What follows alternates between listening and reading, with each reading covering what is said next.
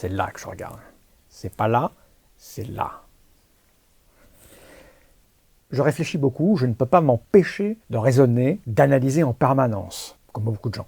Mais je suis dans une situation particulière qui fait que mes sujets de réflexion sont intenses. Il y a des déclencheurs, internes ou externes, qui vont m'amener à repenser, réfléchir encore et encore à des choses que j'ai potentiellement déjà verbalisées ou déjà analysées. Ça me permet de les confirmer, de les infirmer, de les modifier, de revoir, de me demander si je suis vraiment sûr d'aller dans le bon sens. Enfin bref, il y a un état d'esprit qui fait qu'on va se lancer dans une réflexion. Et donc des déclencheurs. Et ces dernières 24 heures, j'ai eu 2 ou 3 déclencheurs qui m'ont fait raisonner à nouveau, comment dire, c'est compliqué, enfin c'est pas que c'est compliqué, c'est que c'est une pensée en arborescence. Ça part dans plein de directions et c'est difficile de les verbaliser sans en oublier et sans donner une priorité à l'une, sans en négliger l'autre, alors qu'en fait on voulait partir par là. Enfin bref, là, ce que je suis en train de faire, c'est typiquement du raisonnement en arborescence.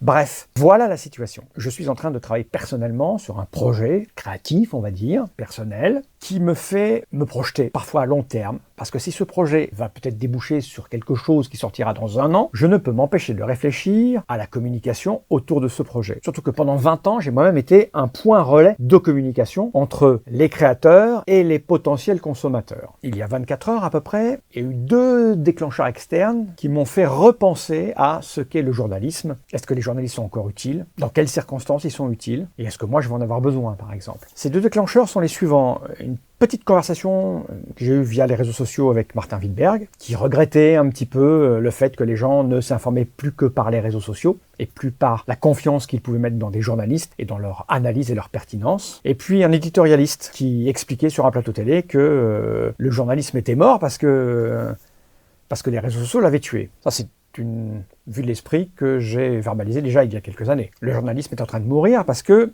d'abord les politiques s'y sont attaqués, c'est-à-dire que plus personne ne croit les journalistes. On nous a expliqué tous les jours que les journalistes nous mentaient, qu'ils manipulaient, qu'ils avaient des biais et qu'ils étaient malhonnêtes. Les politiques ne font plus confiance, le public ne fait plus confiance.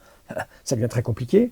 Les journalistes eux-mêmes ont commencé à expliquer qu'un tel avait des biais, que l'autre il mentait parce qu'il avait une idée derrière la tête, etc., etc. On le voit bien avec le cas Zemmour, hein. Ça devient absolument n'importe quoi. Et en vérité, la vraie question, c'est qu'est-ce que c'est que le journalisme? À quel moment on a besoin de journalistes? On a besoin de journalistes pour analyser des choses complexes, importantes, où nos propres capacités ne sont pas suffisantes. Et la question qui vient, c'est est-ce que quelqu'un qui va enquêter à partir d'un lanceur d'alerte, recouper des éléments, recouper les sources, pour nous démontrer que quelque chose ne va pas ou que quelque chose va, est équivalent à quelqu'un qui va vous analyser le dernier produit Apple, ou un livre, ou un film de cinéma, ou une chanson, ou que sais-je encore, c'est-à-dire les produits de consommation. Les postures sont pas les mêmes, l'utilité n'est pas la même. On va trouver les mêmes curseurs, c'est-à-dire qu'évidemment, quand on va analyser un produit technologique, on n'a peut-être pas tous les compétences pour savoir si les processeurs qui sont à l'intérieur sont effectivement, comme on nous l'annonce, les plus performants du monde. La neutralité du journaliste n'existe pas. Vous avez forcément une application personnelle déjà quand vous allez choisir ce dont vous allez parler. Vous avez des appétences, vous avez des convictions. Et même si vous essayez d'être le plus honnête possible, vous avez forcément une approche qui va être dictée par ce que vous pensez au plus profond. On peut tenter le plus possible de tendre vers une neutralité. Et cette neutralité est étonnamment analysée par la société dans laquelle on évolue. En effet, on pointe du doigt les journalistes télé souvent. Vous manquez de neutralité. Par contre, on sait tous que Libération, Le Monde, c'est plutôt de gauche. On sait tous que Le Figaro, Valeurs Actuelles, c'est plutôt de droite. Quand ces gens-là s'expriment, ils expriment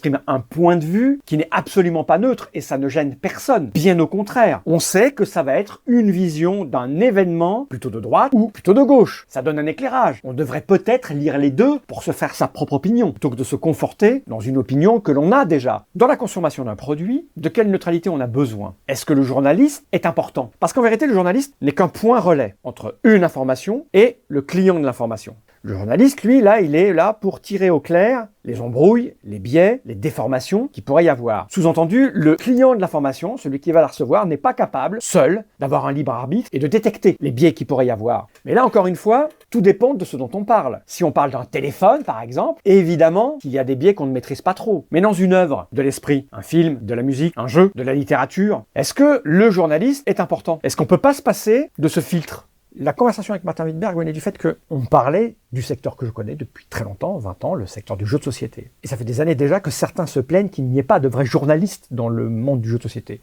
Les journalistes pour faire quoi? Pour enquêter en profondeur? Moi, pendant 20 ans, j'ai essayé de donner le maximum d'informations aux consommateurs pour essayer de ne pas faire d'erreur, en me basant sur son libre arbitre et sur son intelligence. Et à la vérité, est-ce que pour une œuvre de l'esprit, on a besoin d'un journaliste? Ce que je sais, c'est que le journaliste, c'est un intermédiaire entre une information et ceux qui vont consommer cette information. Et qu'à l'heure actuelle, ce relais, on peut le faire sauter. D'abord, techniquement, on a les moyens de le faire sauter, on peut être en directe relation avec nos propres clients. C'est-à-dire ce que je fais là, par exemple, je vous parle, vous m'écoutez, vous êtes à même de juger si ce que je dis est intéressant ou pas, si vous vous y retrouvez ou pas, et si ce que je vais proposer dans un an va vous intéresser ou pas. Je me dis qu'un certain nombre d'entre nous ont les moyens de faire leur propre communication sans avoir besoin de journalistes. Il y a très peu, je discutais avec Fred Henry, où il me disait qu'il était obligé de passer par des plateformes, des influenceurs, des youtubeurs ou des blogs qu'il payait pour pouvoir faire la démonstration de ses produits, de ses jeux qu'il allait mettre en Kickstarter. Et moi, j'étais pris d'un frisson parce que je me dis, moi jamais je ne donnerai d'argent à un youtubeur pour qu'il parle de mon produit, parce que c'est prendre les choses à l'envers. Si ce que je fais est intéressant, les journalistes doivent en parler, parce que s'ils n'en parlent pas, ils commettent une erreur. Si je dois payer pour qu'ils en parlent,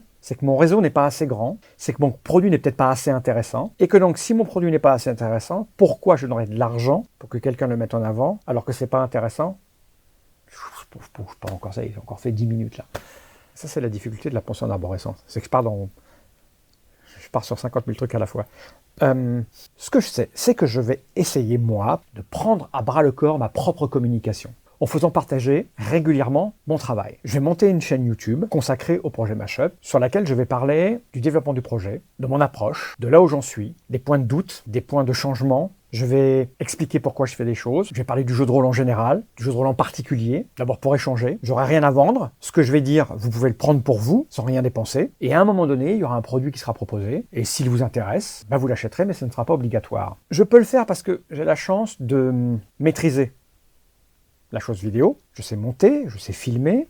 Manifestement, quand je parle, il y a des gens qui sont intéressés. Alors, est-ce que ce sera suffisant pour mener à terme ce projet? Je ne sais pas. On verra au fur et à mesure. Mais si je ne tente pas, je ne saurai pas. Si je tente et que ça marche, ça voudrait dire que, évidemment, les méthodes de communication, le journalisme, aura encore pris une petite claque derrière la tête. Puisque mon objectif, c'est qu'au bout d'un moment, si ce que je dis est intéressant, on me sollicite. Et si on me sollicite, il n'y a aucune raison que je paye pour venir parler, faire de la promo ou autre. En tout cas, c'est une réflexion à moyen et long terme que je suis en train d'avoir. Si je n'avais pas fait ces petits fatéors, je n'en serais pas arrivé à ces conclusions-là. C'est-à-dire que je vois bien que, même si c'est pas des milliers de vues, je vois bien que quelque chose se passe. Et je crois qu'à l'heure actuelle, il y a une place pour ça, pour un lien direct.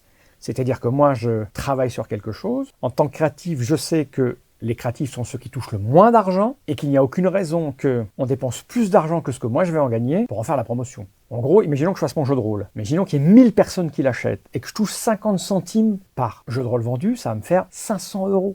Et ça me rendrait complètement dingue qu'on dépense 2, 3, 4, 5 ou 10 000 € pour que je gagne 500 €. Ça n'a pas de sens. Donc, je vais tout faire pour que ça coûte le moins d'argent possible et considérer les gens qui vont travailler avec moi comme des partenaires ou des prestataires. Je pense que je reviendrai discuter de ça avec Fred Henry parce qu'il y a de grandes chances qu'on fasse Mashup avec Fred Henry. Et c'est des positionnements et des réflexions qu'on a tous les deux depuis quelques années déjà. Et je crois que même la communication, on doit la raisonner et la réfléchir à nouveau. C'est-à-dire qu'on doit intéresser les gens à ce qu'on fait, d'abord d'humain à humain, sans artifice, sans mentir, sans raconter d'histoire, en expliquant pourquoi on fait les choses, où on va, pourquoi on prend telle décision. Et ensuite, vous êtes libre de continuer d'écouter, de regarder, ou de consommer, ou pas. Et j'irai même plus loin, si jamais tout ce que je fais, ça mène à pas grand-chose, ça me coûtera rien d'avoir balancé tout sur Internet gratuitement. Ça, je veux dire, si c'est pour gagner 500 €, voilà, je suis déjà une étape un peu trop loin, là. Je vais trop loin. Bon, je vais éclaircir tout ça, je reviendrai pour en parler peut-être. Ce qui est sûr, c'est que là, je rentre de plus en plus de plein pied et fermement dans mon projet et mon travail, que je vais donc séparer ça en deux, c'est-à-dire regarder cette chaîne-là pour des trucs qui me passent par la tête comme ça, un peu sur tout et n'importe quoi, tous les sujets bizarres et étonnants, comme celui-là sur le journalisme. Et je vais monter une chaîne YouTube spécialisée pour Mashup, pour parler exclusivement de mon avancement dans mon travail. Et aborder le jeu de rôle, parce que j'ai envie de parler du jeu de rôle. Et puis, j'ai très envie en ce moment de parler de vélo, donc il est possible que je monte une petite chaîne spéciale pour parler de vélo un jour, pour vous expliquer le rapport entre les automobilistes et les cyclistes. J'ai plein d'anecdotes, afin qu'on vive ensemble, qu'on partage mieux la route. Ouais, peut-être je ferai ça. Peut-être. And the cigarette you bummed from me is